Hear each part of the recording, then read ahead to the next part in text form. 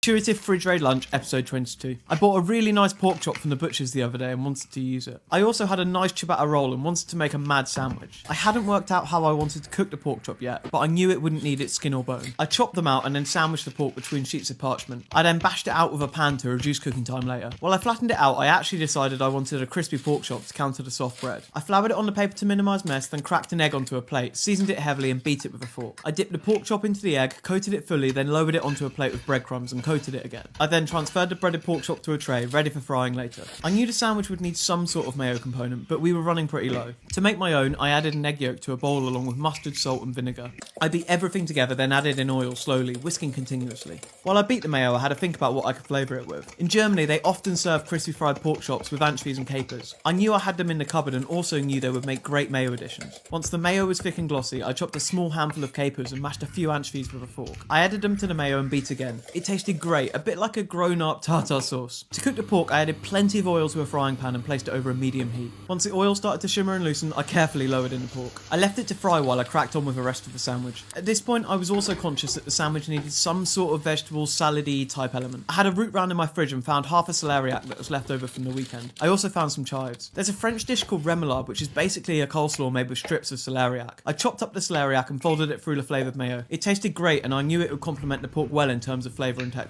I chopped up the chives and folded them through too. I returned to the pork, flipped it and continued to fry it on the other side. While the pork got golden, I cut a ciabatta into two and tossed it under a hot grill to toast a bit. Once the pork was ready, I transferred it to a cooling rack set over a tray, checked its temperature just in case and seasoned it with salt. To construct the sandwich, I spooned some of the celeriac mayo over the bottom of the bread, then cut up the pork. It was crispy, juicy and really benefited from not having any other flavourings in it. The pork flavour alone was more than enough. I added the slices to the sandwich, spooned over more of the celeriac mayo and cut the sandwich in half. I ate the whole thing and spent the next 2 hours in a carb coma.